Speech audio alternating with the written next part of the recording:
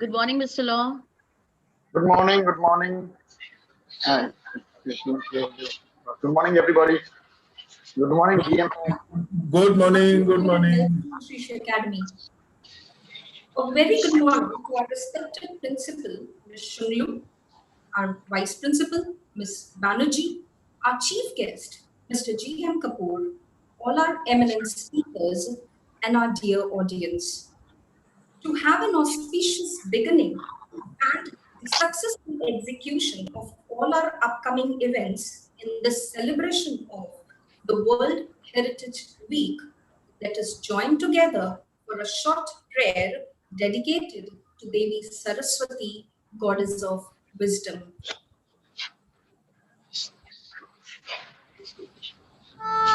कुन्देन्दु तुषारहार धवला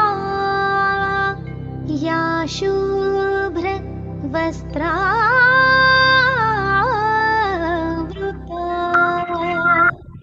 या वीणा वरदण्डमण्डितकरा या श्वेत padmasana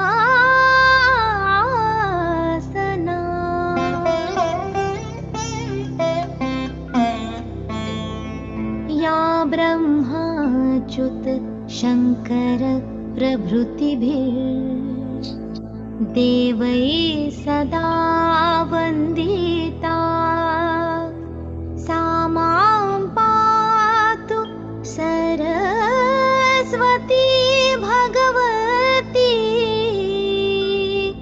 निःशेष जाड्यापहा।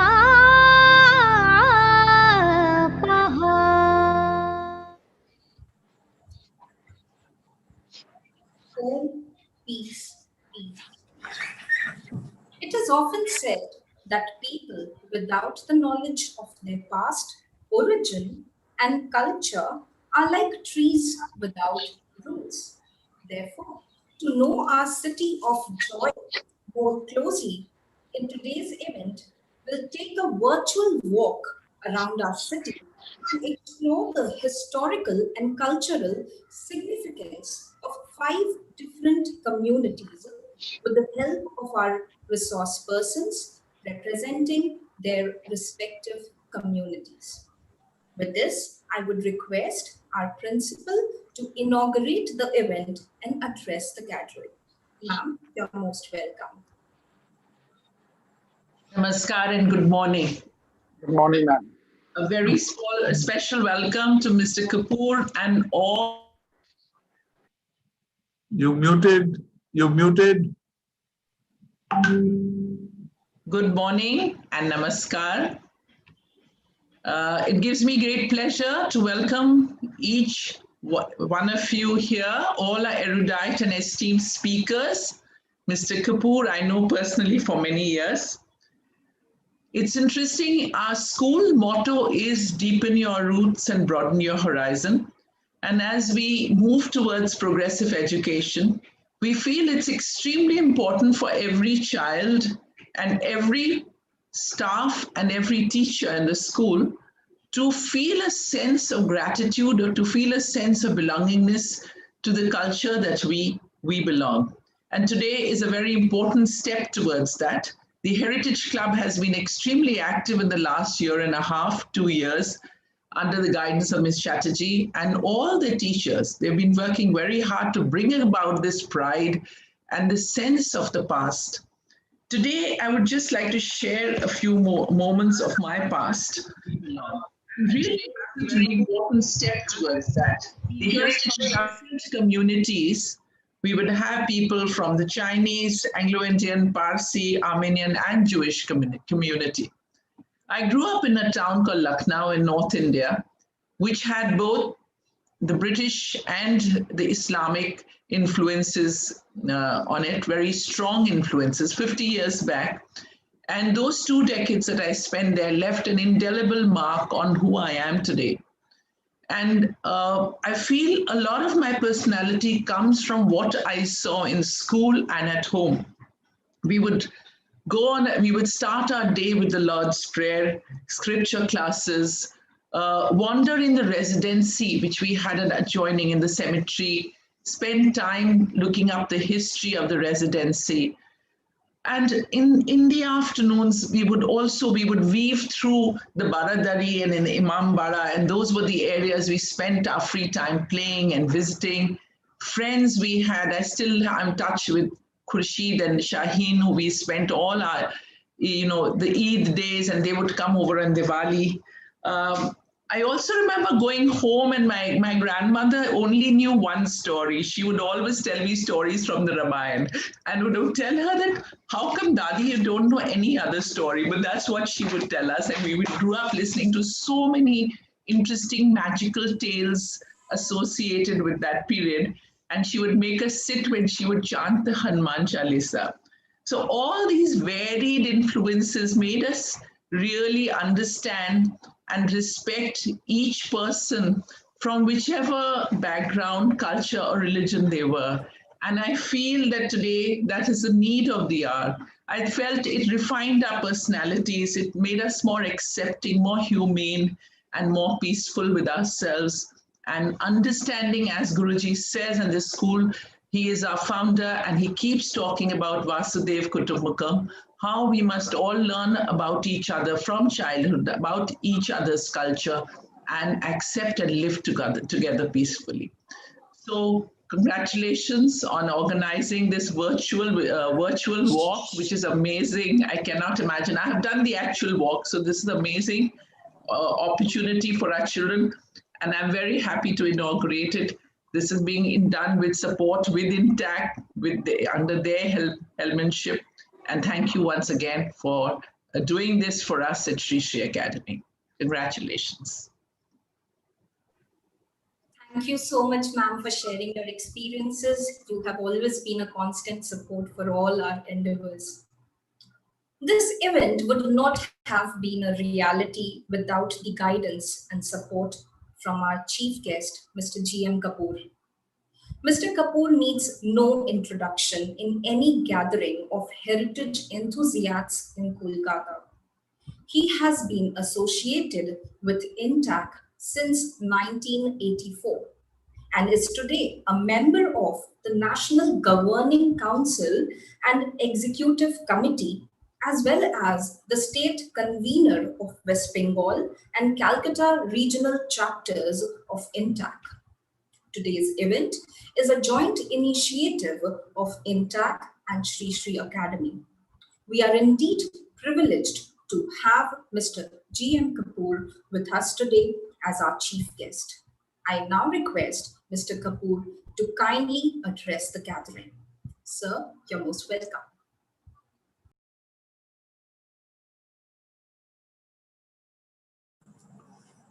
Thank you very much. It's always a pleasure to come back to Sri Sri Academy. It's like coming home almost. I mean, I've been here so regularly, and I have always admired the enthusiasm of the teachers as well as the students in heritage.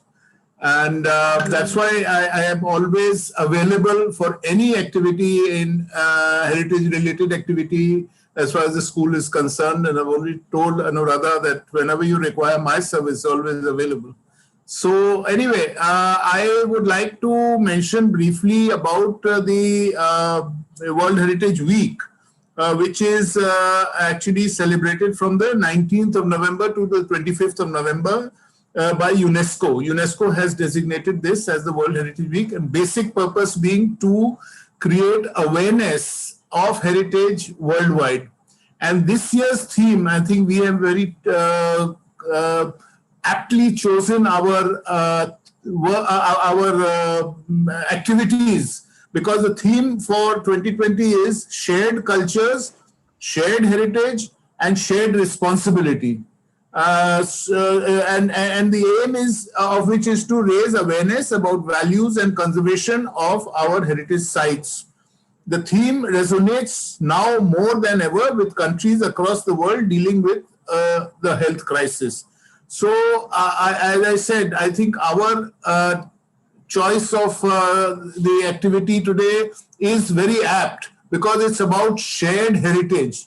And as Suvina ma'am has mentioned, I would also like to recount a little bit of my heritage my shared heritage in Calcutta.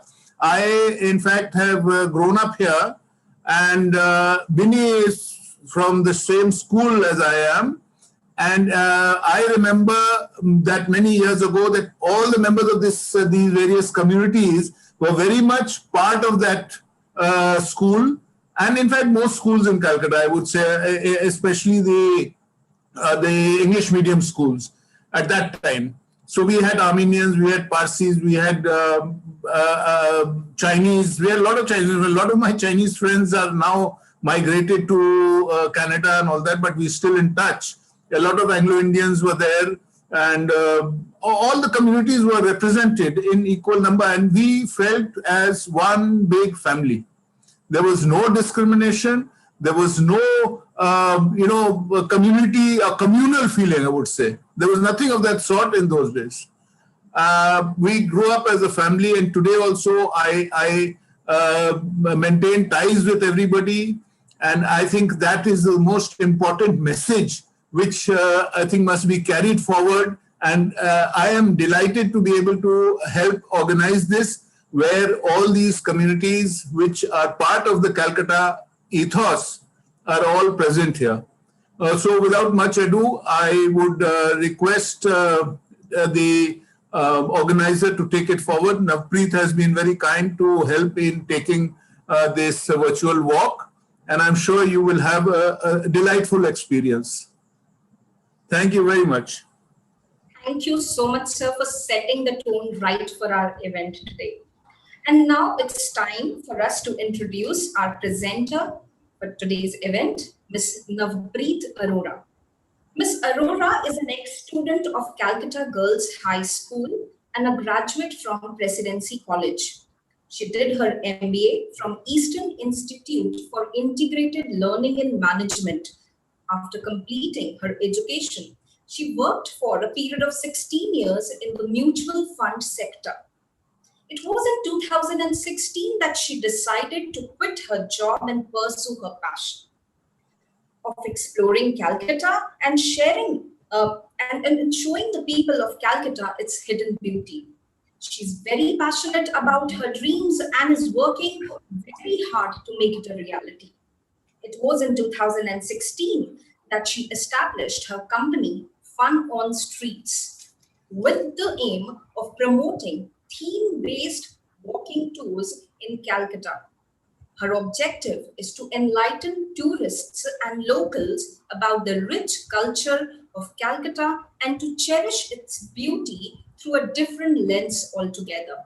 Ms. Arora, I welcome you to this event and would request you to take it forward to our next segment. Over to you, Ms. Arora. Thank you so much, ma'am. Thank you so much. It's a pleasure.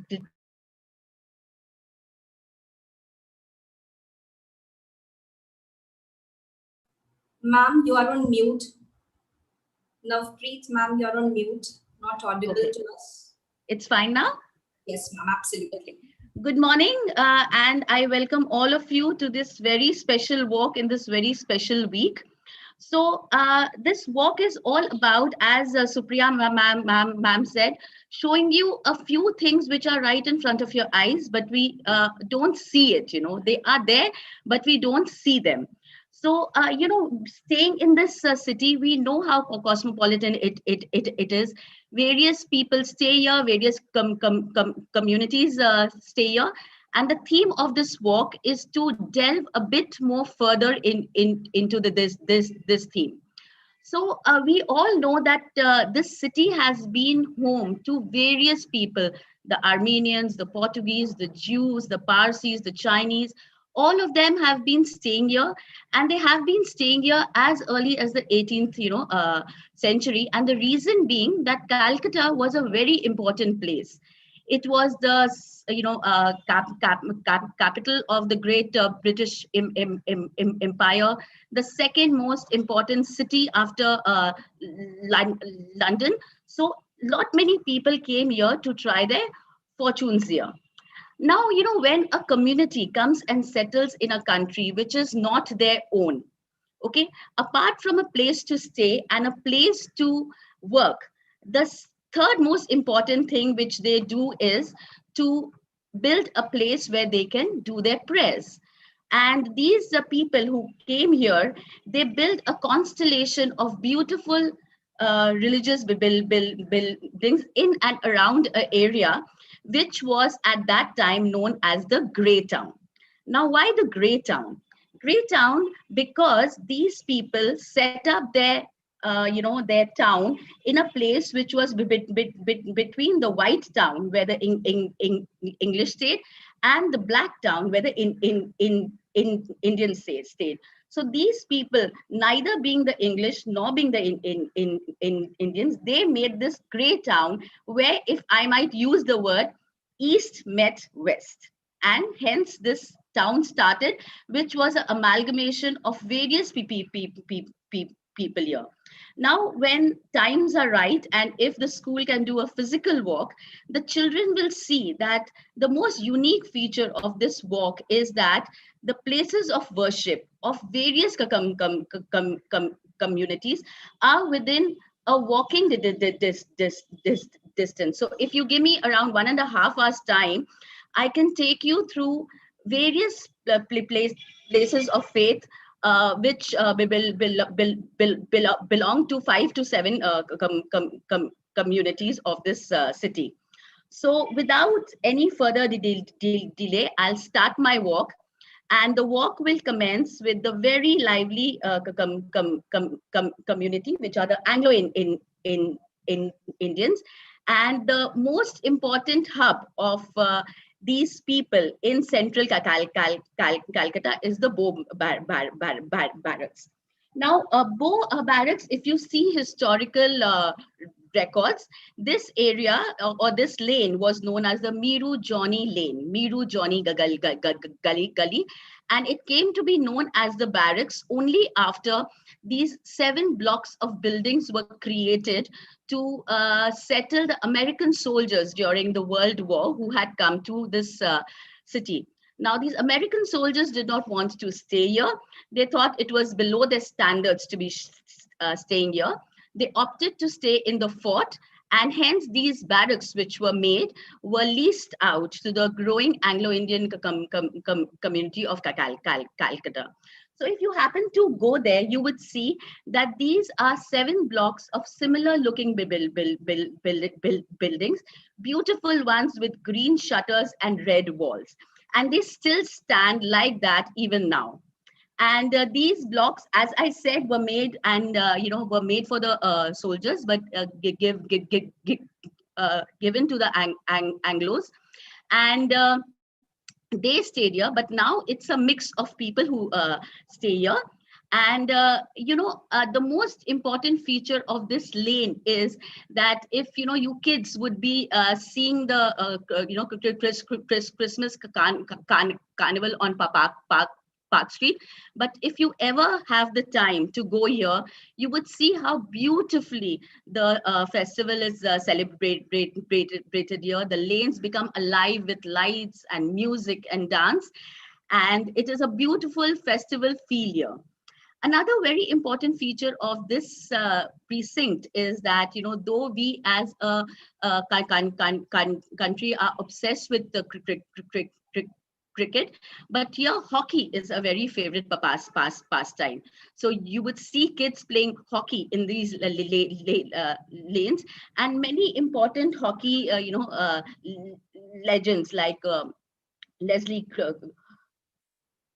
Claudius have wielded a ball here. We are very fortunate to have Miss Maria with us, who will speak a bit more about the Anglo-Indians, and she will take us for a small tour through the Portuguese church.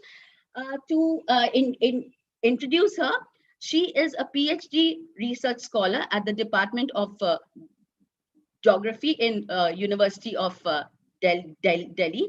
She completed her MPhil and from the same department with a first class and received a university gold medal. She's a feminist social geographer.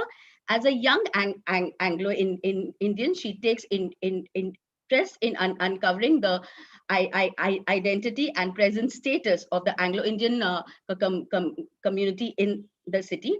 The many interactions in the course of her research kept her motivated to document and work with the Anglo-Indian community of this city.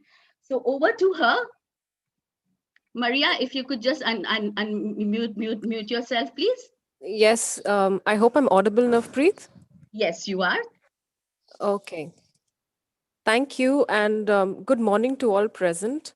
I apologize for not being able to put my video on because of a low bandwidth problem, but I think I'm heard, so that's more important here.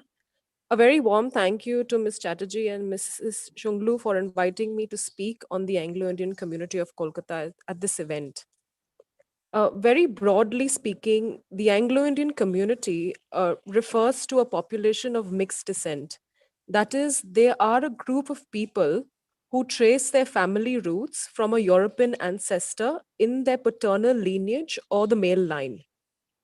In my experience of speaking to members of the community or reading on the community, I noticed a tendency to constantly relate them to only British ancestors.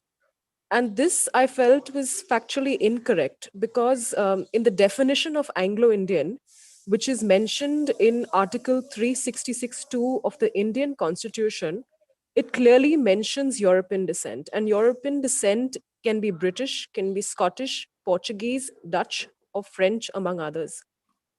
The community in Kolkata largely traces its roots through the British descent, as the city itself is a product of the British Raj. However, you will also find traces of Portuguese descent which have been recognized. Now, the place in question that Navpreet was speaking about earlier, the Bow Barracks, tends to be synonymous with the community. And in fact, it's probably one of the most recognized and recorded Anglo Indian neighborhood hubs. However, presently, from that central location in Calcutta and the other adjoining areas, the community has dispersed to other places within the city, such as Park Street, Ripon Street, Elliott Road, McLeod Street, Wellesley area, Picnic Garden, Bihala. And these are the nodal areas where a considerable population of the community presently resides. So the present location of the community, so to speak, cannot be really pinned to a particular place or hub. So hence, it's more appropriate now to sort of view them in terms of multiple nodal areas with a few families scattered throughout the city. Most Anglo-Indians speak English as their mother tongue, and nearly all of them are Christian by faith. It is very difficult to enumerate the exact number of Anglo Indians that are presently residing in the city, as there has not been any census that has been carried out, nor any data, so to say, published. However, for the purpose of research and discussions, the population of Anglo Indians in this city can roughly be estimated to be around 30,000 persons. But in spite of this microscopic number, when you look at it in relation to the total population of the city, their contributions to the city have been immense, and their imprints can be seen in various government enterprises such as the railway, the customs, sports, as Navpreet had mentioned, and also in education. And they have also made a mark on the entertainment sphere through their music, through musicians, and their dance styles, which is basically jive, line dancing. And notable recreational spaces in the city include the Grail Club, which is located on Park Street, the Calcutta Rangers Club as well. Prominent members of the community in Kolkata include parliamentarian Mr. Derek O'Brien, educationist Mrs. Sheila Broughton, Miss Gillian Hart. Also, we see that presently a very strong contribution is being made to the city through the establishment of many Anglo-Indian schools, or rather established Anglo-Indian schools, such as Pratt Memorial School, the Loreto schools that are there, St. James's, and La Martiniere. And these schools admit students annually, so that's how they are contributing to society. That's how the community contributes to society. Also, there is no doubt that the population of the community is decreasing, due to people moving out to other cities or even abroad for better employment opportunities and perhaps more suited standards of living. And as a result of these declining numbers, it is certain that Anglo Indian culture has, in a way, experienced an influence of predominant cultures in the city, other predominant cultures in the city. However, I strongly advocate, as a young Anglo Indian, that it's not really the decline of the culture, so to speak, but it's actually a dilution of it. And this sort of new approach needs to be added, while talking about the community in the present day context. So here's where I'll end my little brief note on the community. Thank you.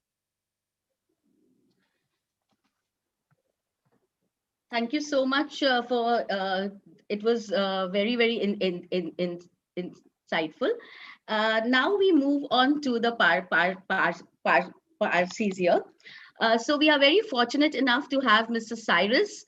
And before we hear him, I would want to show you a few fire temples which are there in our city. So first, I would like to just tell you about the coming of this community to this country and then to this city. So the Parsis, if recorded history is to be believed, the Parsis came to in India some 1300 years ago when they were driven out of their country. So the story says that a ship full of Parsi families landed on the shores of this country, and the kingdom where they came was ruled by a king called Rana Yadav. Since they were foreigners and we did not know their language, so it said that the king showed these people a bowl full of milk, signifying that my country is full and I cannot take in any more of you.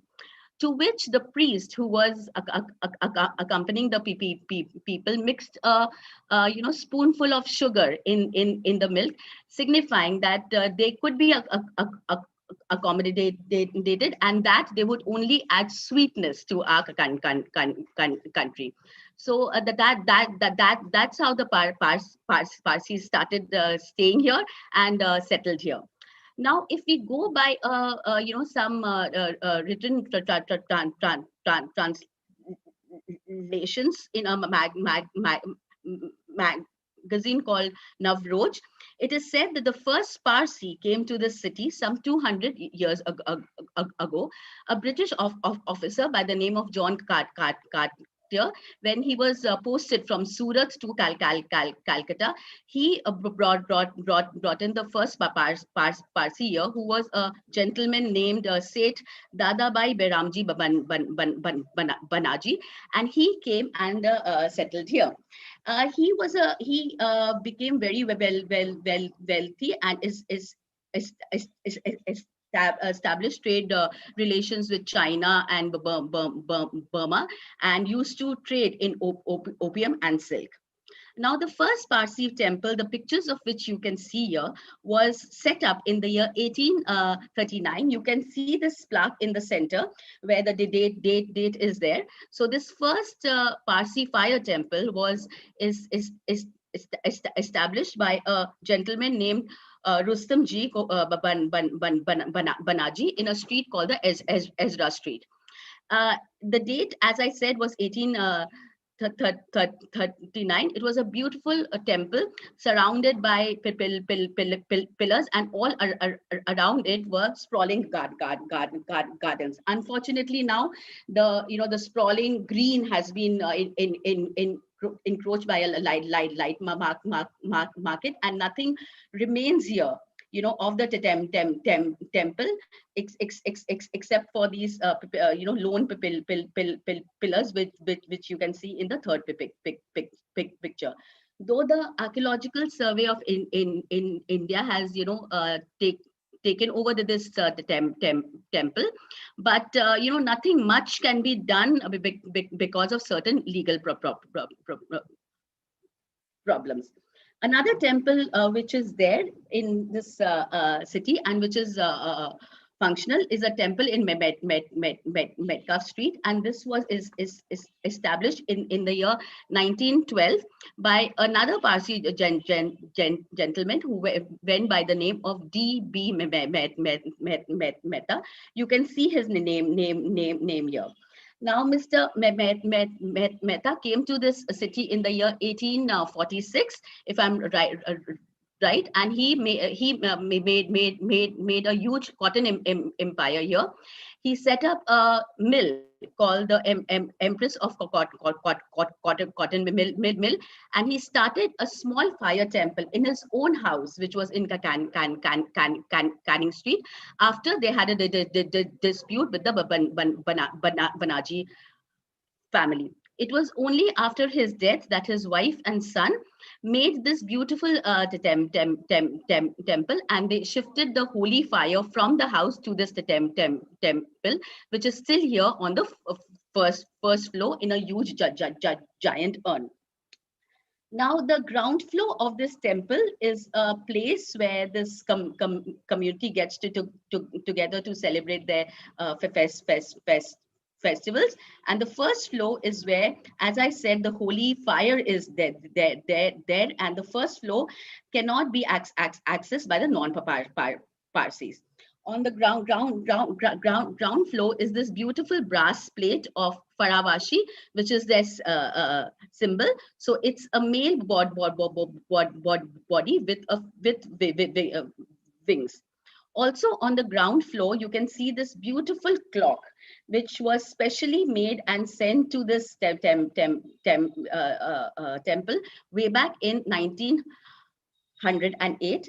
And on the first floor, you have around 11 stained glass paintings showing the different motives and symbols of the Parsis.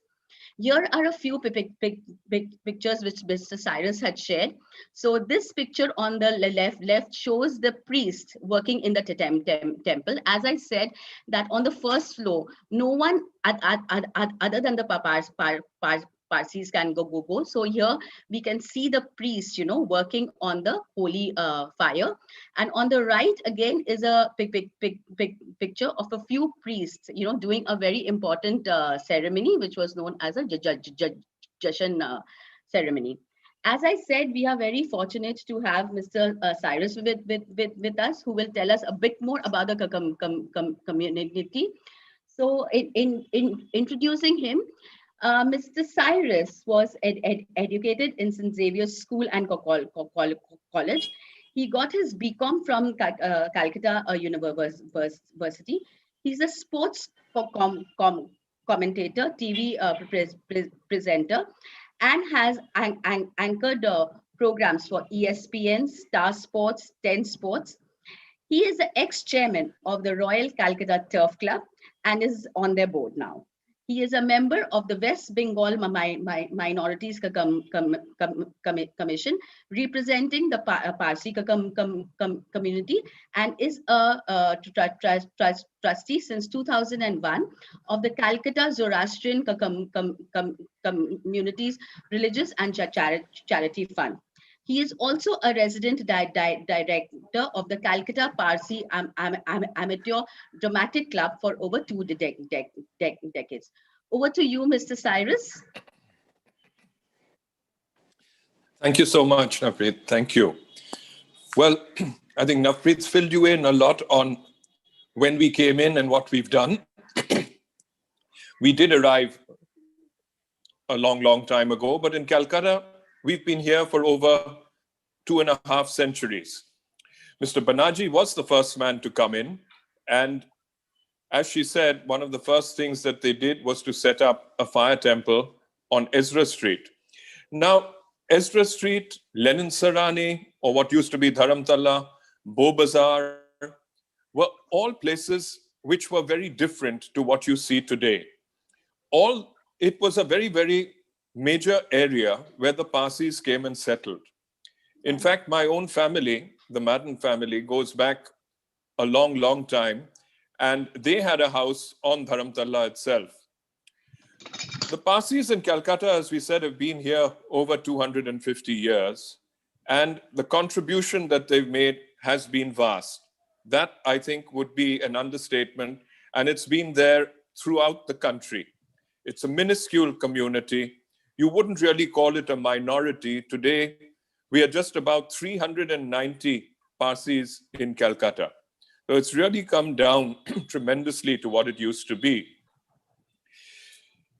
What is interesting is just to take you through the walk that Navpreet was talking about. Let's start with the first fire temple that was built here, which was called the Banaji Fire Temple. It was built by the Banaji family. Now, this was on Ezra Street. It was frequented by a number of people who had tremendous faith in this place. Unfortunately, it was a privately owned or family-owned agyari, and there were problems within the family, as a result of which they decided to close. The community got together and came forward to address the family, the Banaji family survivors, and said that, look, we will make the contributions, we will pay for it, allow this to continue. And the response was very clear when they turned around and said, it doesn't belong to the community, it belongs to us. We are not interested in carrying on, so we're closing it up. After that, it just went into complete rack and ruin. But fortunately, what did happen many, many years ago was that Mr. D.B. Mehta's nephew had gone to the Banaji Agyari, which was, as we said, the only fire temple around in those days. And he got into an argument with one of the Banaji clan. And in the course of the argument, he was pushed, and apparently his pagri, or his cap on his head, got displaced and thrown down. So he was very upset, and he came back and he told his uncle, Mr. D.B. Mehta, all about it. And he was so angry and upset that he said, well, besides our own little family agyari, which we have at home, I'm going to commission a completely new one where we can all go. And that is how the D.B. Mehta Agyari, which is today at 91 Metcalfe Street, came into being. So if it hadn't been for that argument, well, the Parsis just might not have had an Agyari or a fire temple in Calcutta. So it's one trait where they say Parsis love to argue amongst themselves. And I'm happy for that, because this is what led to that fire temple coming up. Otherwise, we wouldn't have had it today, probably. Mr. G.M. Kapoor tried to help tremendously at one stage with the Ezra Street Agyari. He'll recall this quite clearly, where we met at the corporation headquarters, the KMC headquarters, and we were trying to get it back so that we could try to do something with it and revive it. He played a huge role in helping us, but here again, he came up against an absolute stone wall in the form of one of the family members who point blank refused and said, you can do what you like. It belongs to us and we are not letting it go. So that was how it failed to go any further. But the Agyari at Metcalfe Street is now over 100 years old. We celebrated its centenary in 2012, and it's still running extremely well. It's a place which is frequented by the community. They're here constantly. Of course, the two biggest days when they do appear is on the 21st of March, spring equinox, which is Nowruz, Jamsedi Nowruz. And then again in August, when we celebrate Nowruz again. We're probably the only community that happily celebrates 2 New Years. I won't go into the details of how those 2 New Years came into being, but we love to celebrate. And I guess this is one way of making sure that that tradition carries on. But what you must learn about is when the Mehta family decided to have their own fire temple in their own premises, it was more a family place, they brought the fire down all the way from Navsari. Now, it worked beautifully. They came with priests from there and it was kept going right through. But when they reached Calcutta, they suddenly found that they had to cross the Howrah Bridge, which in those days was a wooden structure. And the point was that it had to, the priest had to be in touch with something metallic, not wood. So there was a big thing on how they were going to cross that bridge. So they came out with the most ingenious answer, where the priests wore steel-heeled, high-heeled shoes. So this was the first time that you had men wearing high-heeled shoes and walking in and carrying that fire across to the temple, which still stands today, to their temple. This was the one which was taken to the family temple at the Mehta residence. So there have been lots about the Parsis. There have been a lot of stories. But if you're in this part of town, you're always welcome to look in. Unfortunately, tradition and heritage does not allow a non-Parsi to go up to the first floor where the sacred fire is kept, but you're welcome to go through the hall downstairs, and you'll always have someone there to show you around. It's been a pleasure talking to you on the Parsis in Calcutta. I hope it's been fun, as much fun as I've had talking to you about it. Thank you very much. Thank you so much, Cyrus. I mean, these stories were really, really nice. And I mean, I'm sure the kids are having a ball of a time. Thank you, Cyrus. Thank you so much. We now move on. Okay, so we now move on to our next. Now, kids, we all love Chinese food. And thank God for the Chinese who came here, right? So so now for the story of the coming of these Chinese community to us, city. So the first official person who came here from China was a man named Yang Daizhang. He came from Canton, and the English called him Tong Achu. Okay, so not much is known about his early life, but we know that he came here during the tenure of Warren Hastings, and that he was given around 650 bigas of land to set up a sugar mill for an annual rent of rupees 45. Okay, now this place was near Baj, known as Achipur. The sugar mill is long gone, but they do have a temple and a small tomb of a Tong Achu, which Mr. Law will tell us more about it. Now it is very important for you to know a very interesting thing, that the name Chini, because Tong Achu had come here, set up a sugar factory here. So white sugar, what we know as Chini, actually the word was used because the Chinese introduced this sugar to us. So when you use the word Chini, please, now you know that it is not a Hindi word, but we have this word because of the Chinese who came here. So now with the Chinese who had been here, so there were many people who came from different provinces of China and settled in central Calcutta. They first settled in a place called Kasai, which was in the Dharamtala, and then they moved northwards towards a place called the Bazaar, and the various people from various provinces set up a social club, and attached to this social club was a church. And so throughout that entire place, many small Chinese temples were set. So I shall take you through two of them. So the first one, the one you can see here, is the CF Church. This is in a lane called the Chhatawala Gully. This temple, which is here, was set up in 1905, but prior to it being here, it was set up in another place, and that was set up in the year, I think, if I'm right, it was 1882. And later in 1905, it came here. Now, if you see the name, it says CIP Church, we say that, but the thing is that it is Se, it is not C.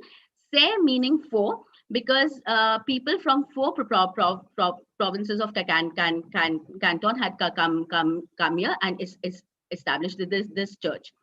As I said, all the Chinese churches will have a club on the ground floor and the church on the first floor. So even here, there is a hall where the people of this area come to socialize, play cards, and also here you will find the only Chinese newspaper here, which is still printed on I think, if I'm right, it is on a weekly basis. It is printed in Teng. It is the only Chinese paper which is here in this city. Now, if you go to the first floor, you will see the temple, and the first thing which will attract your attention is this beautiful wood carving here, which is made out of a single block of wood. Okay, and it is suspended from the ceiling, giving the impression of heaven and earth. So it is somewhere in the middle to show the concept of heaven and earth. The deity here is the goddess of mercy, who is Guan Yin, and also the god of war, Quan Ti. He is also worshipped in this temple. Now, in the right in the next lane, we have one more church, which is called the Tungon Church. Now, the Tungon Church, the place where it stands now, was the site where Calcutta's, I think, probably in India's first Chinese restaurant called Nanking was here. So the ground floor was where the restaurant was, and it was on the first floor where the family had a very small private temple where only the community members and the family could go to. So this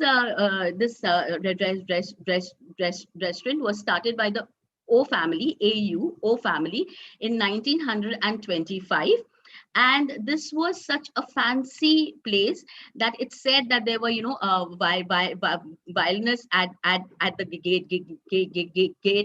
The interiors were very fancy and posh.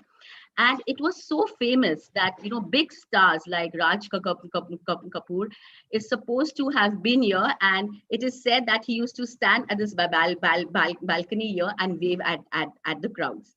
In 1962, when we had the Indo-China War, slowly this place started crumbling, and it had to be closed down in the 1970s. After that, there were many problems with this place, and when it was given this property was shifted to the trust, they set up this Buddha statue on the ground floor to save this beautiful place from falling into the wrong hands. As in the case of the CF Church, on the first floor, you will find this beautiful idol of Quan Ti, which is worshipped in the Tungon Church. Now, I would request Mr. Law, who has been very kind to be with us, to speak a bit more about the Calcutta Chinese, and also take us through two very important churches here. So, Mr. Law is a Chinese Indian born in this city, did his schooling from St. Joseph's College. He graduated with a Bachelor of Architecture from IIT Roorkee. He was at the top of his class and completed his Master's in Building Sciences from the University of Southern California. He is currently the CEO of Ecoscape, a sustainable architectural firm, and CEO of Vark Inc., a document management firm headquartered in California. He is the president of the Chinese Indian Association since 2014. He is also a trustee and member of the Tungon Church, the Gihing Church, and the Mahabodhi Chinese Indian Buddhist temple in this city and Bodh Gaya. Over to you, Bini. I think you will have to unmute yourself, Bini.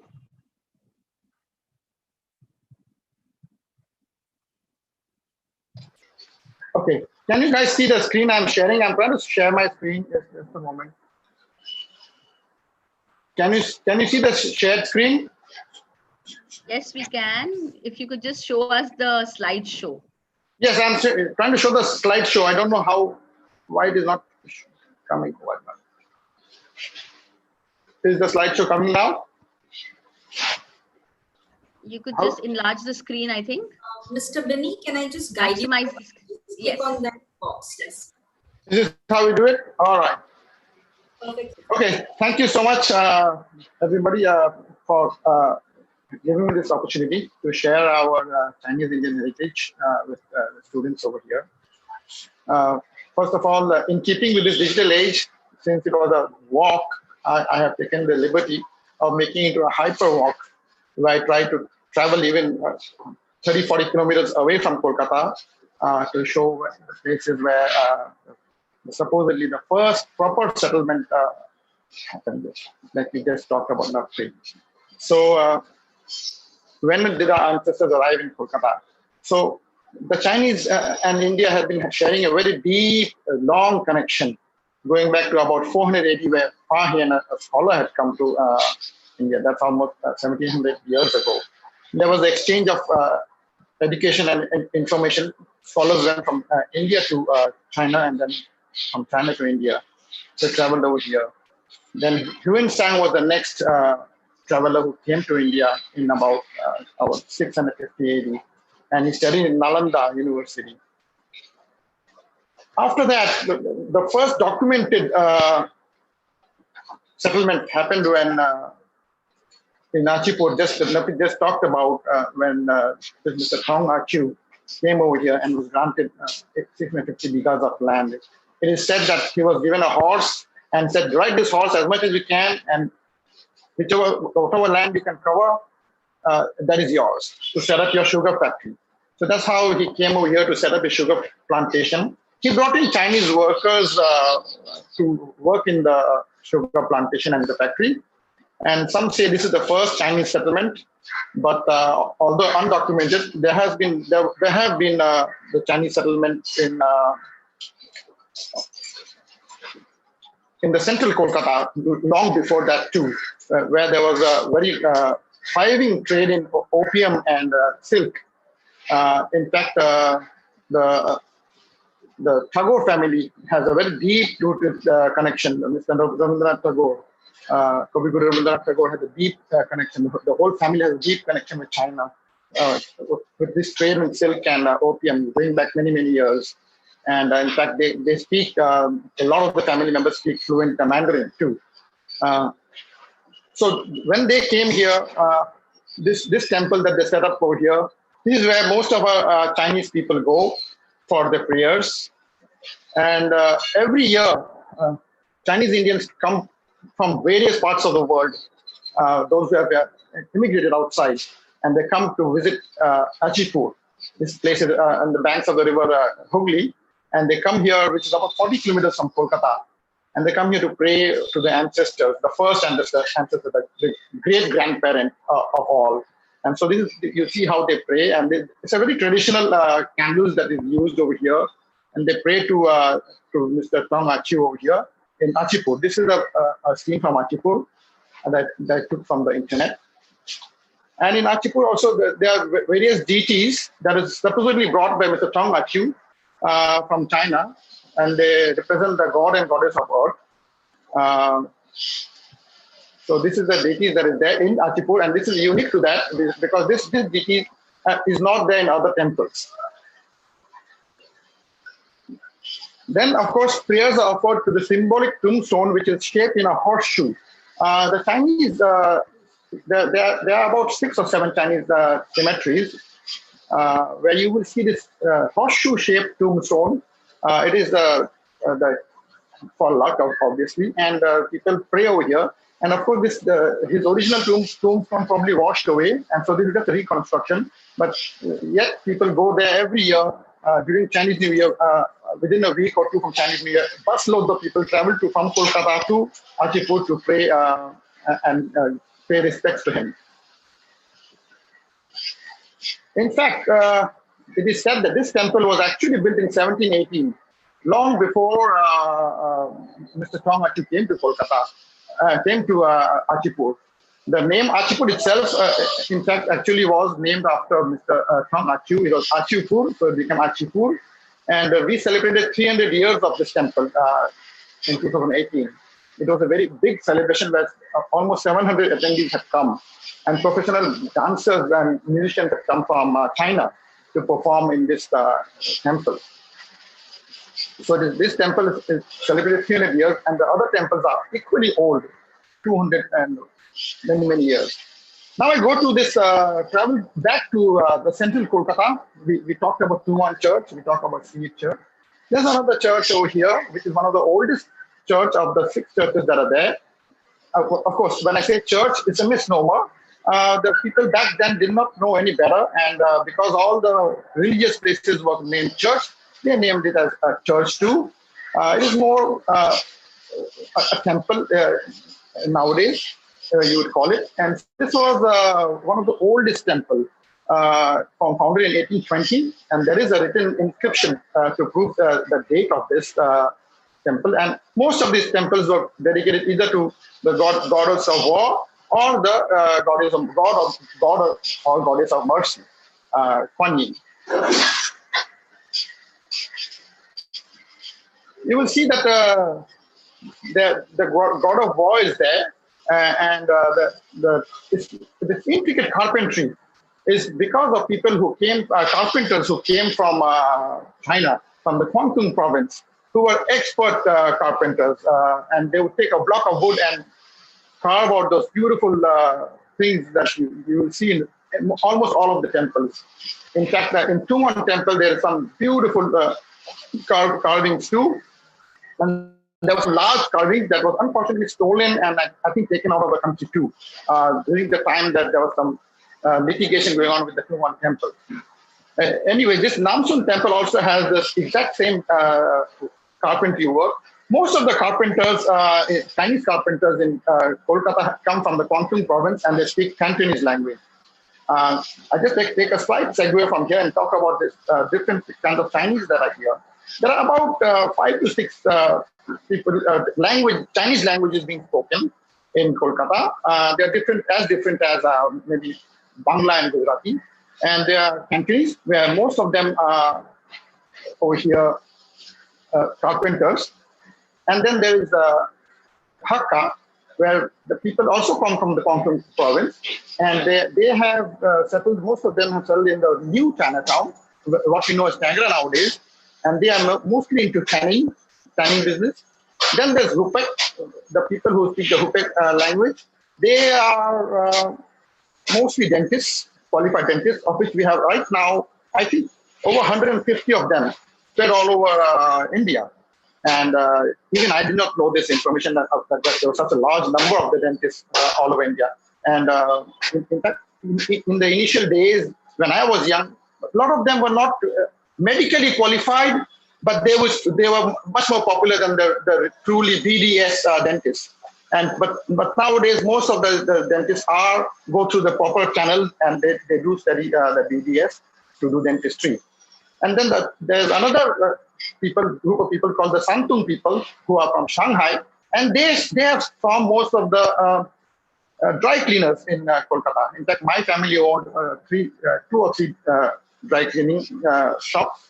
And in fact, right now, I think in Kolkata, you will find 3 or 4 Shanghai dry cleaners. And it's because these people also speak a separate dialect of Chinese called the Santung language. And come back to this, the Namsun Church. It's a beautiful church. This is the Kuan Pi. He's a god of war. And he says, so the 2 people next to him are his bodyguards. And people come and pray pray to this god almost every day.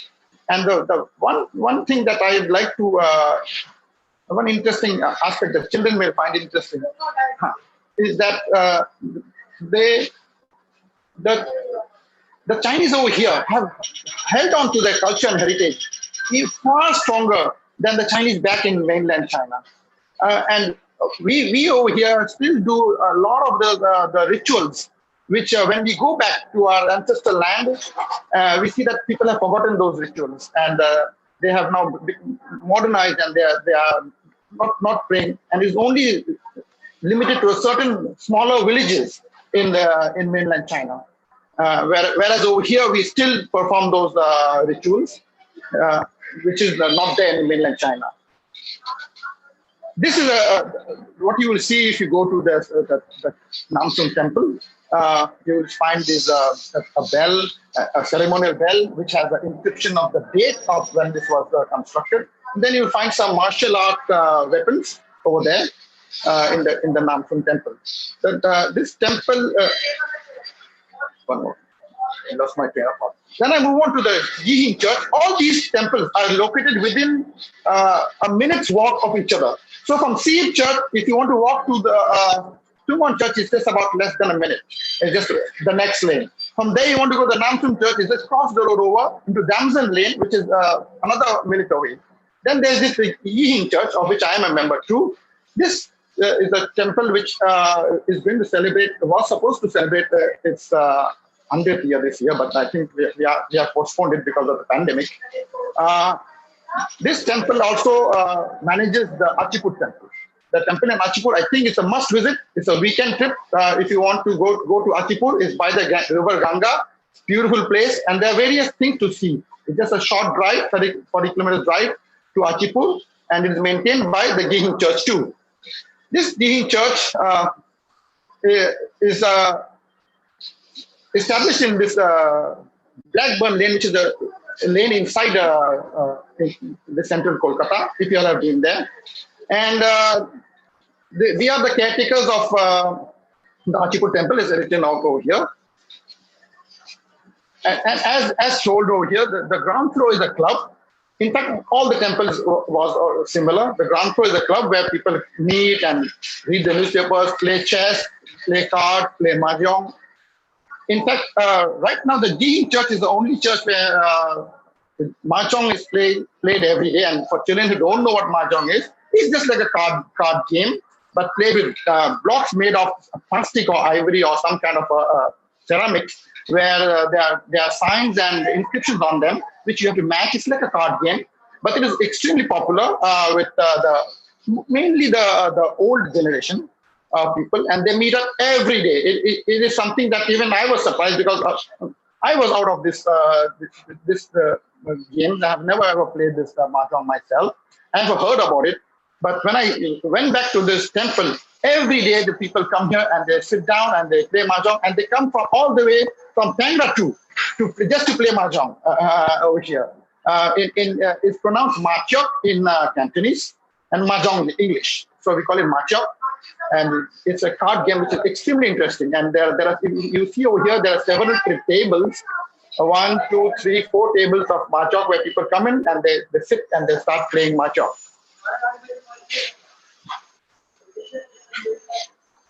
I cannot not talk about territory market if we are going to talk about the heritage of Chinese Indians in Kolkata and India. Since childhood, territory market was one place where we used to love to go. And I remember distinctly where we used to carry these cane wicker baskets to shop, always. There was no disposable plastic and all these the bad things that have started coming out in the market now. We used to carry these wicker baskets and go there, and then there was a huge amount of Chinese vendors selling all kinds of things. With time and immigration, now we don't have as many people. So for children who don't know about Chinese, this is a very distinct Chinese food you probably won't get in the restaurants that are there like right now, like mainland China, or you go there. You may get some of them, but not all of them. So this food is specific to this market. It's called Tireti Market. It's a small road that transforms itself into a market early in the morning, particularly on Sunday. It's a must visit. I have a YouTube link over here that people talk about. I'd like this link be shared. It's a beautiful video of this market. We have this Yucha Kui, which is over here. This is called the Yucha Kui. It's a traditional long flour fried meat dish that we used to have even when we were kids. And it is a very traditional thing. You put it inside gruel, you put it inside any khichdi, and you could have it even with the khichdi. Then we have this siu mai, which is again a steamed dish made of fish. You could also have a vegetarian siu mai. Then we have paus. I'm just relating these words and names for children who don't know about them. And then we have this one very, very particular puri that is, I think, sold only in Tireti market. And this is called aloo puri. And there is no other place I have seen in Kolkata where people have got, you can get aloo puri. Basically, it's the same puri, but really small and stuffed with potatoes. And this thing is called pao. It's another steamed dish, which it's very popular. In fact, nowadays you do get it in some outlets outside the Tireti market. But please do visit Tireti market on a Sunday morning to still see what is little is left of the Chinese Indian culture and heritage. Then these are some fried items, which is very typical to Chinese dish. You will not find them elsewhere. Some of them actually won't find them definitely. This is one called the aloo chop, and this is a flat flour, quite like a puri, but with a prawn on it.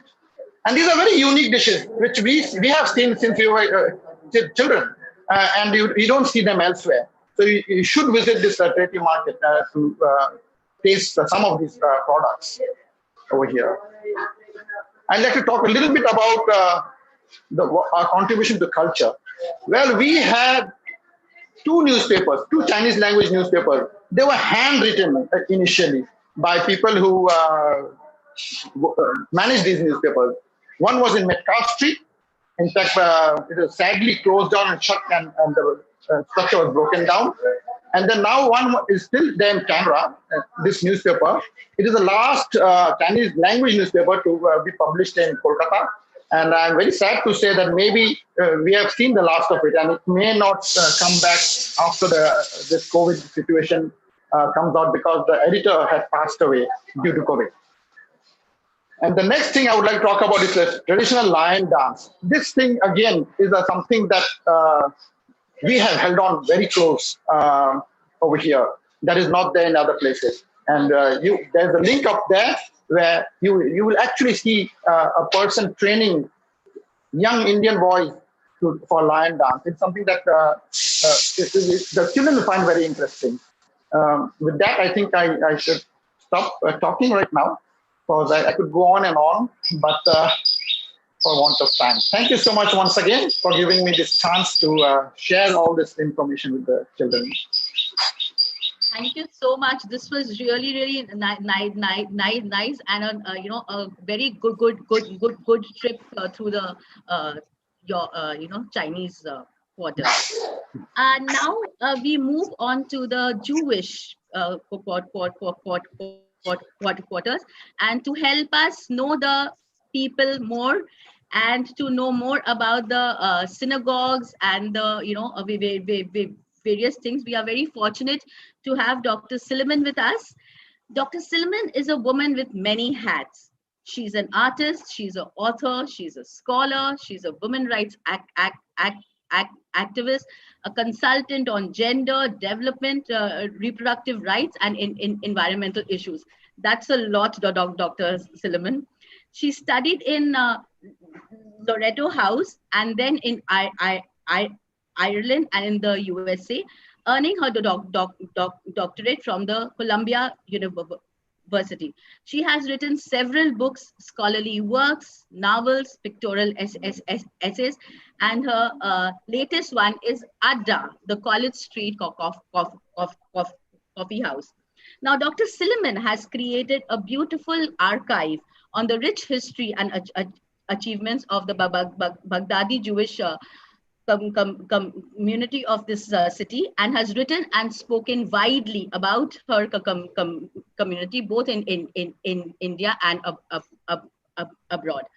I would request Dr. Suleiman now to tell us about how the Jews came here and to take us through a very nice tour of the first synagogue, the Neve Shalom. Over to you, Dr. Suleiman. Hello, everybody. Thanks for having me on. Can you hear me? Yes, we can, sir, ma'am. So I'm going to tell you a little bit about our community. Our community came in about 1790 with Shalom HaKohen coming from Aleppo, from Syria, to actually look for trading opportunities. He first went to Surat and scouting to see what the opportunities were. He looked further east and saw the rising star of the British and the East India companies and the possibilities this could afford him for trade. So he was a jeweler, a court jeweler.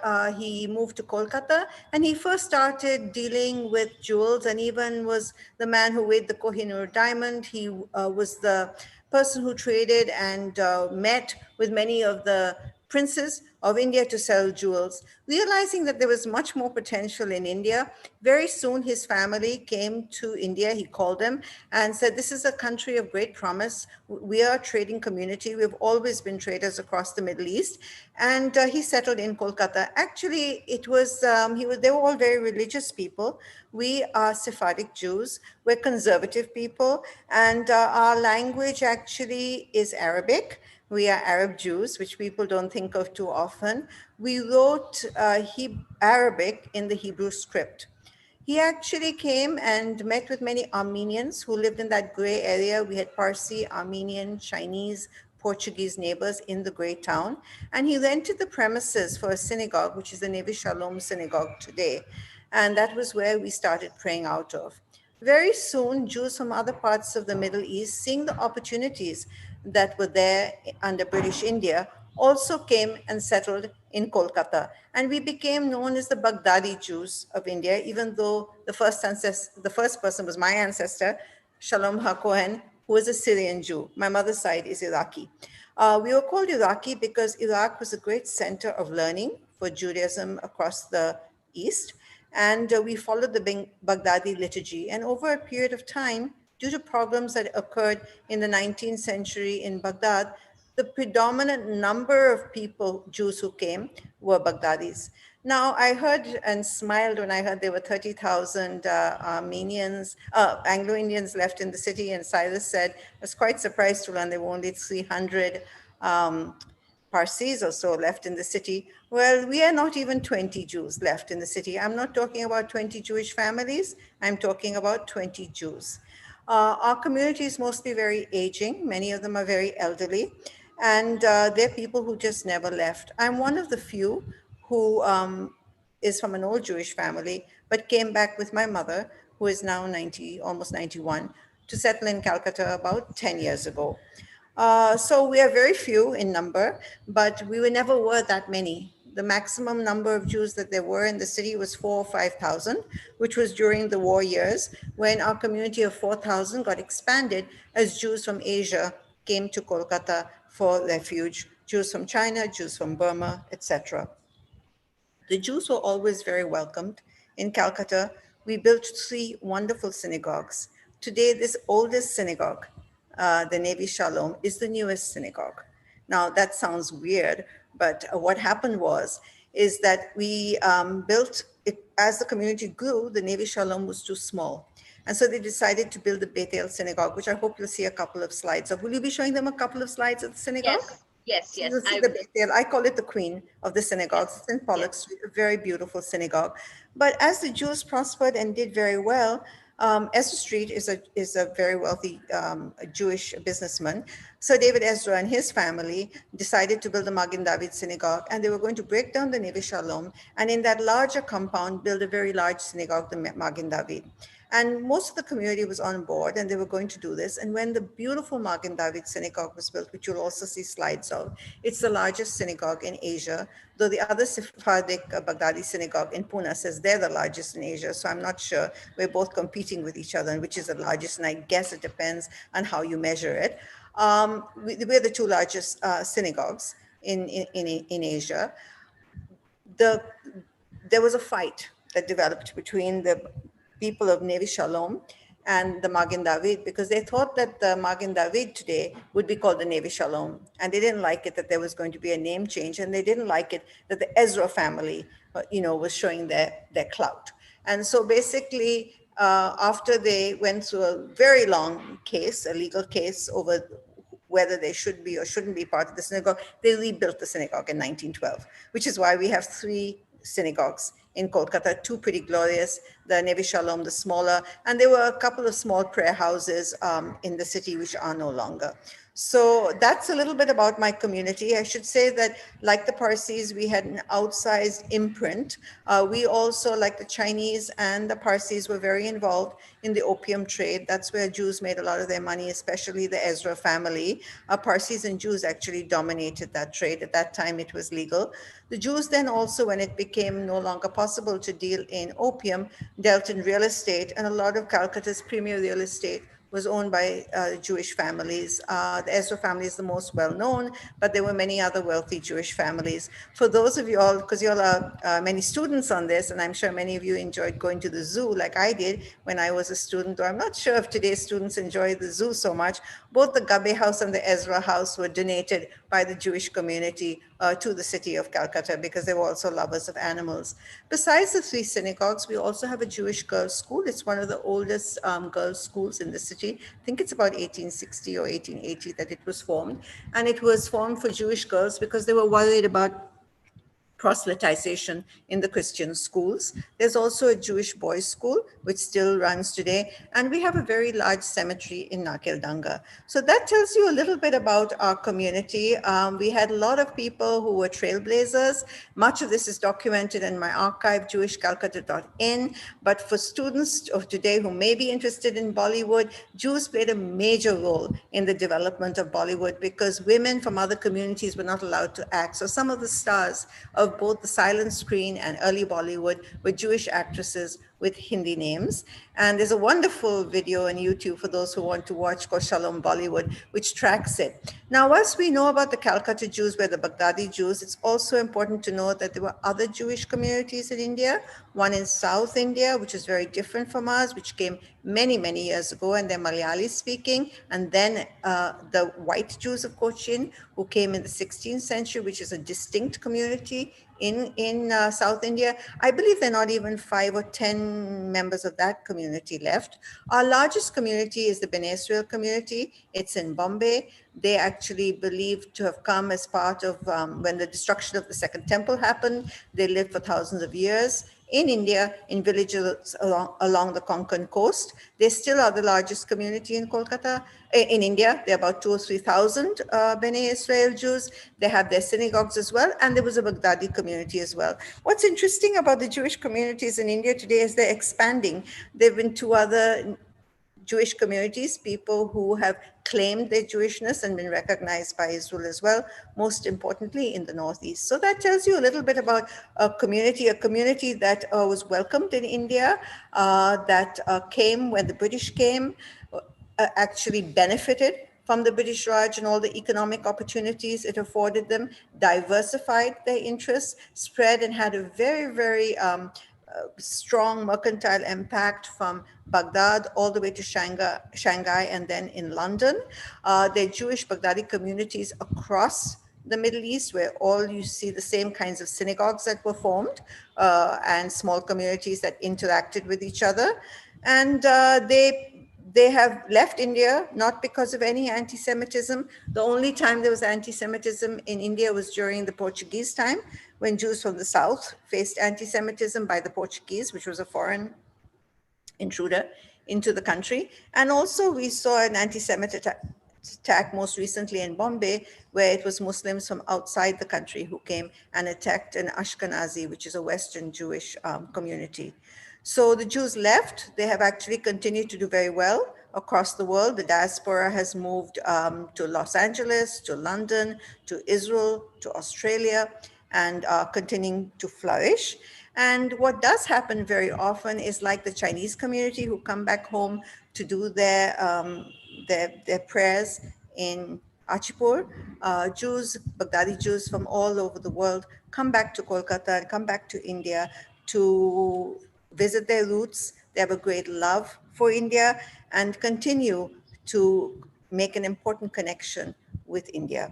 And among very, very famous people that people in Calcutta may know about is General J.F.R. Jacob, who was actually an army man, and he was very influential in the Bangladesh war. So this is giving you just a tiny glimpse of our community. And if there are any specific questions about the synagogues, which are Middle Eastern in the way they look, where we have our holy books in an alcove that faces towards Jerusalem. Women and men sit separately, women upstairs in the balcony because we are a conservative community, men downstairs, and usually families sat together. And in the center is a raised platform where men from the community would get up and pray. So I think I can stop there and take questions later because I know we're running out of time. Thank you so much, ma'am. So she has covered so much for us.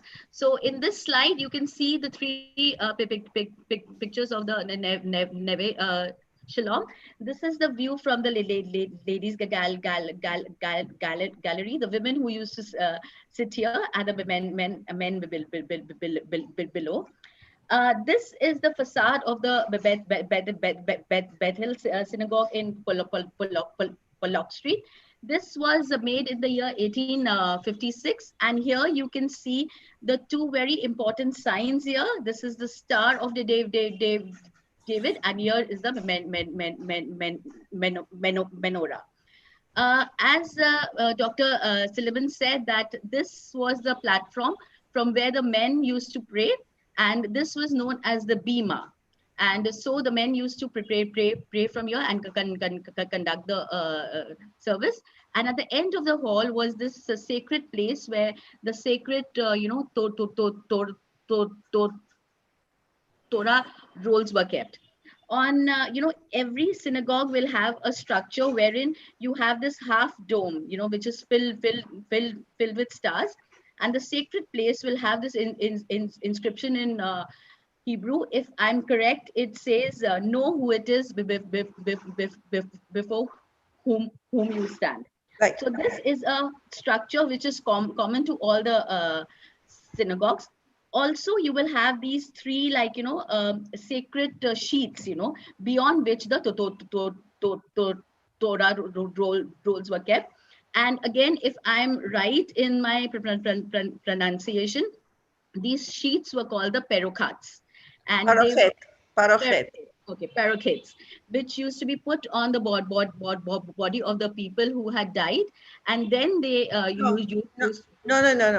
No, they were never put on the body, where Jewish people are buried with a simple white very shroud. simply. But That's this correct. Yeah. memory of people who died, people used to gift these beautiful sort of carpet-like sheets. They're not sheets really, but they'd be in velvet and brocade with the name of the person. And during certain ceremonies, they would not only be hanging here, they would be across all the terraces. All the galleries, that's correct. Would be these beautiful parochet. But Jews have a very simple burial. We're not allowed to, we go the same, we come the same, and nobody's even supposed to have a raised mound. So we go in death very simply. Right. And even in this apse, which is the half dome, you have these three windows through which the light from God is supposed to come in. Right. Then in the Bethel synagogue, we have this very pretty stained glass. I think for me, it is one of the most beautiful stained glass I have seen. And also you have this beautiful wooden fan, it is carved, and it is a fan that there which still is there. Outside the synagogue, you have this tandoor where the matzah bread was baked, which is a bread which is kosher and is had by the Jews during the Passover ceremony. And also in the synagogue, you have this place called the mikvah, which is used for ritual bathing. Coming to the Magen David, so you can see the view from here. Can I just say one thing, Navpreet, which is important? We also have a wine cellar, wine cellar, of course, in the Bethel synagogue, which is very interesting. and worth visiting when you go to see the synagogue. Yes. So they have these huge urns, where the wines were made. Yes, ma'am. Thank you so much. Then this is the view of, as Dr. Silliman said, one of the grandest and one of the most beautiful synagogues. The most unique feature of, according to me, of Magen David is that it has a steeple. Like, usually synagogues don't have steeples, but, the Jewish people who were here, they were so influenced by the, churches here, that they took a special permission from the people back home in Baghdad if they could have a steeple made.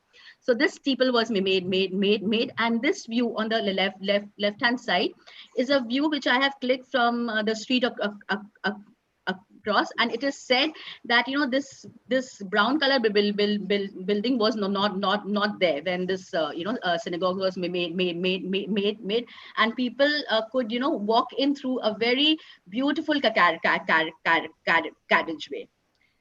On the right is the entrance to the synagogue, and here you can see the pictures don't do justice to the beauty which it is there in this synagogue. Here also you can see the bima here in the center, the sacred place here, the three sacred doors beyond which the Torahs were kept. Here also I've taken a close shot of the dome here. As I said, you can see these through windows through which the light from God is supposed to come in. Here also you have this beautiful stained glass here. This is one of them on the on the side of the ladies gallery, and this is one stained glass window on the stairway. So this completes the Jewish quarters. Thank you so much, Dr. Silliman, for all your all the wonderful insights.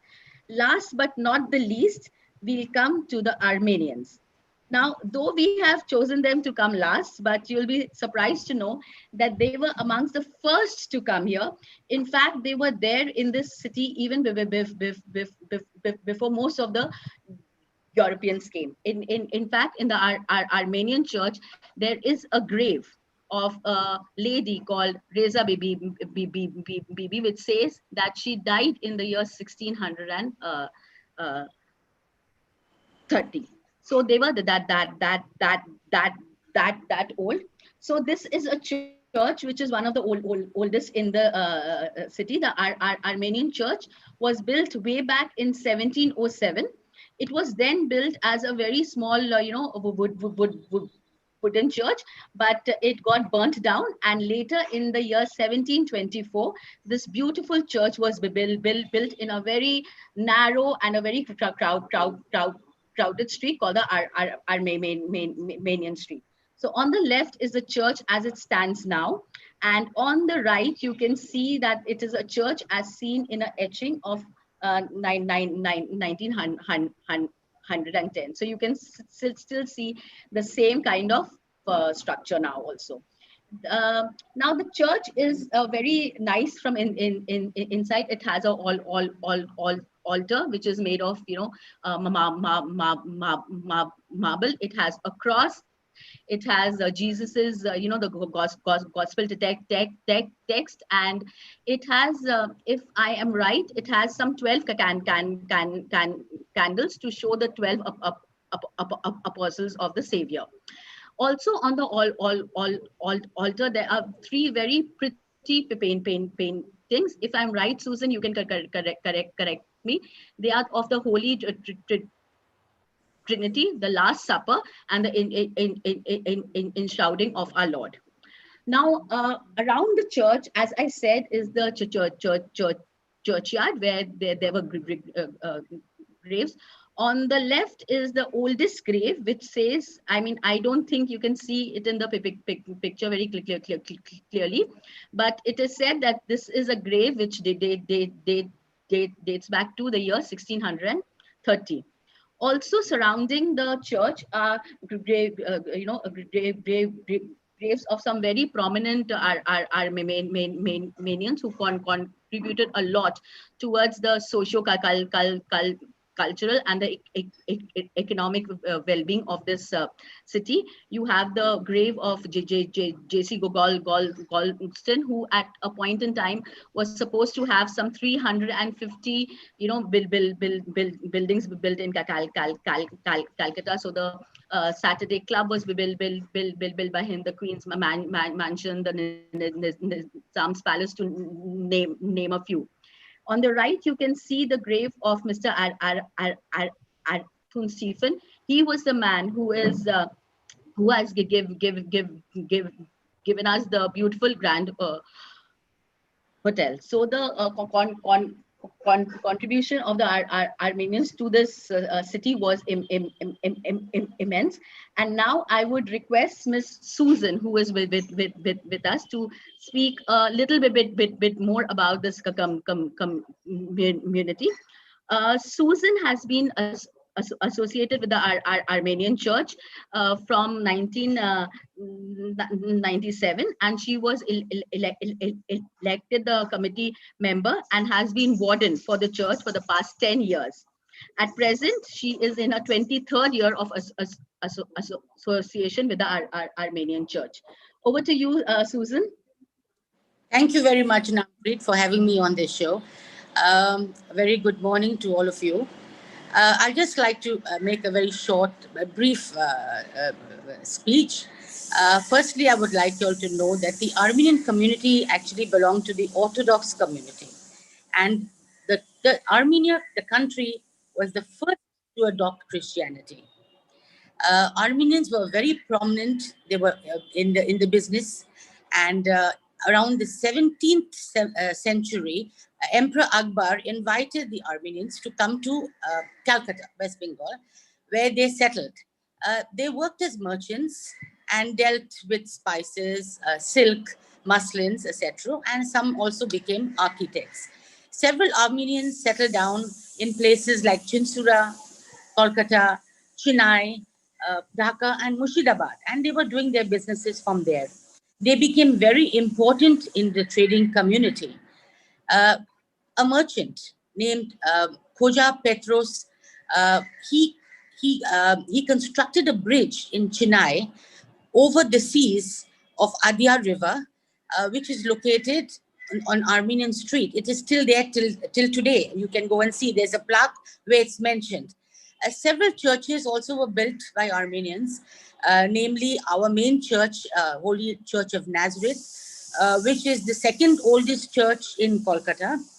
And it's around over 300 years old. Like you mentioned, Nafreet, earlier, it was built in 1707, and then a fire took place, and it was rebuilt again in 1724. Then we have churches in Park Circus, North Range. We have our church in Murshidabad and Chinsura. And after the Armenians' independence from the USSR, many Armenians returned back to their homeland. And now there are hardly 200 or 250 Armenians left in India. And this includes the numbers of the school children also. So the community has dwindled a lot.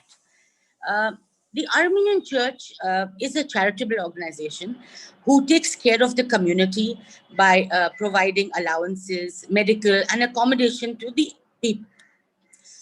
Besides our community, we also help out other people who are in need of assistance.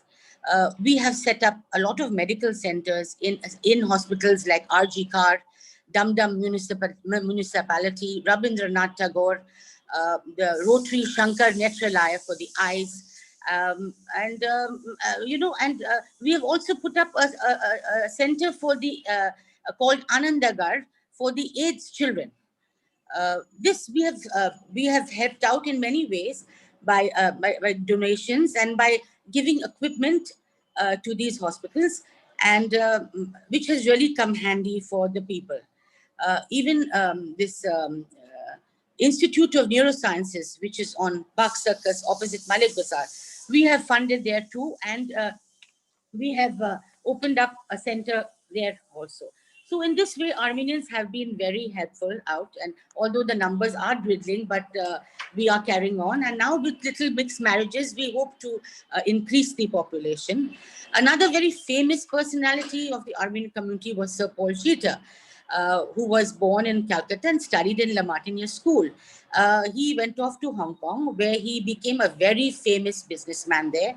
And during his life there, he came to know that La Martiniere was in a financial crisis, and the school was in a condition where it was practically closing down.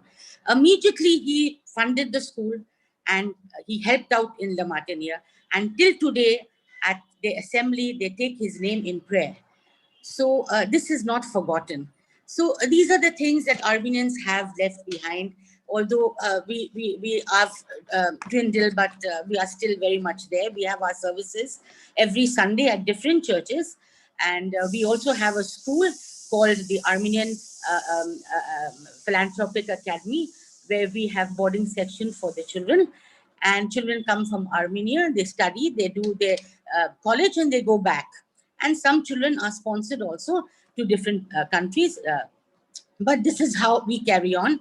And the cultural, the food, we have our special dishes, very famous ones, like famous one is called dolma, where it's a stuffing of mince and meat into grape leaves. Then there are different type of kebabs and barbecues. And there is a sweet dish called baklava, very much like the Turkish sweet name. But we have our foods, but our foods are not spicy at all. They are meant, with less spice. So this is all I have to say about the Armenian community, and I would like to end here. So it was really a pleasure for me to be on this show talking about the community. And if there's anyone who would like to visit our churches, they are open every day, and they are most welcome to visit. Thank you. Thank you so much, Susan. This session was really, really nice and insightful. With this, I end my slideshow, and over to you, Supriya ma'am, in case some questions have to be asked. Thank you so much for having me here. It was a pleasure being here and speaking to all the one wonderful guests.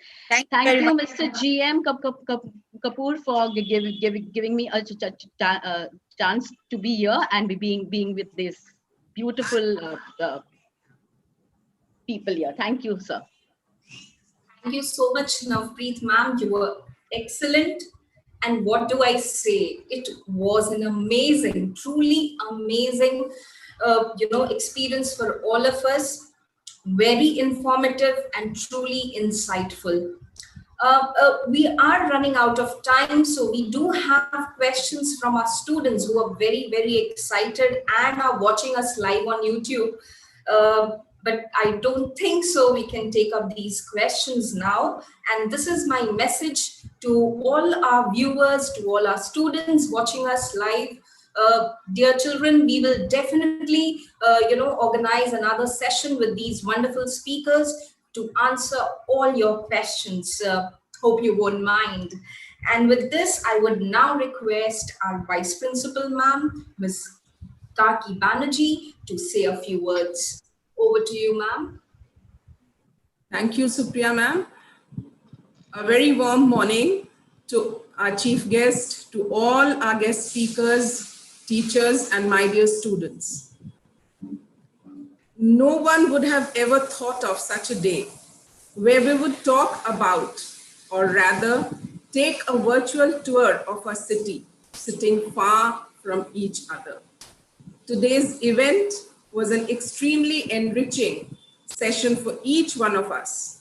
Our resource persons have left no stone unturned to make today's show exciting, as well as great learning experience for all of us. This event would not have been possible without the support of the Intach, and we look forward to many such collaborations. Last but not the least, we must keep our spirit high so that no matter how adverse the situation is, it would not stop us from learning. Thank you once again for taking us through this wonderful program and enriching us on the history, rich heritage of our city, Kolkata. Thank you.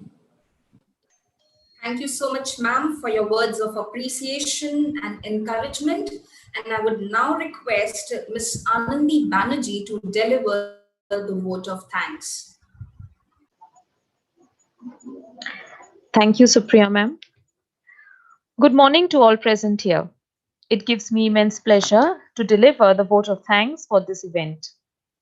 We extend our sincere thanks to our respected principal, Mrs. Subina Shunglu, for awakening the minds of the young generation and sharpening the educational agenda. We feel honored to have you as our principal. We also extend our heartfelt gratitude towards Mrs. Gargi Banerjee, our vice principal, for her unstinting support for this function. I would like to thank our chief guest, Mr. G.M. Kapoor, who proposed this joint event and for honoring us with his inspirational presence, and Intach for kindly helping us organize today's function. I would like to thank Ms. Navpreet Arora for her presentation and for sharing her love for our city. Our deep appreciation goes to our special speakers, Dr. Silliman, Mr. Cyrus Madan, Mr. B.C. Law, Ms. Susan Rubin, and Ms. Maria Fitzgerald for taking time out of their busy schedules to address us today and share their special insights. We are humbled by their informative words. I would like to thank our PRO, Mrs. Rita Dasgupta, for supporting us consistently, and Mr. Arnav Shaw for technical guidance. I would like to thank our audience, Intach members, friends, staff, and students of Sri Sri Academy, Kolkata. A special word of thanks to the students and teachers of the Heritage Club for their enormous cooperation in organizing the events of World Heritage Week 2020. Thank you so much. Over to you, Supriya ma'am. Thank you, Anandi ma'am. And with this vote of thanks, we come to the end of this event. A big thank you to each one of you for being with us today. Namaskar, Jai Hind. Thank you so much. Thank you so much. I have another word which I'm putting in, which is not part of the plan.